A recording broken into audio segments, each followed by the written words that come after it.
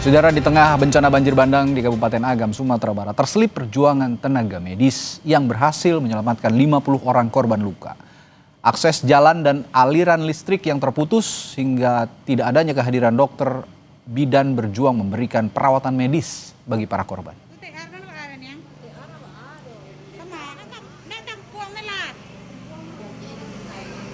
Hingga saat ini tim SAR gabungan telah berhasil mengevakuasi 124 korban meninggal dunia akibat terjangan banjir bandang di Kabupaten Agam, Sumatera Barat.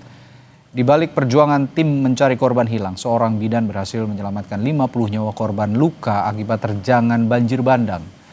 Bidan Yufetri saat itu dibantu apoteker, perawat gigi dan petugas kebersihan Puskesmas Koto Alam bekerja sama untuk memberikan pertolongan medis kepada para korban. Dari 50 korban yang dibawa ke puskesmas, 20 diantaranya mengalami luka berat. Tidak hanya itu, puskesmas juga dipenuhi dengan jenazah korban meninggal.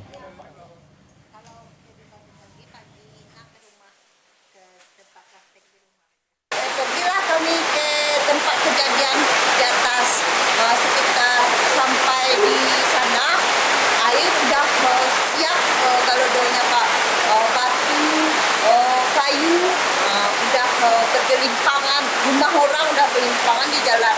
Jam 5 itu sampai jam 4 subuh kami nggak berhenti. Ada mayat, ada yang luka-luka, nih bentaran di sini semua pasien Pak.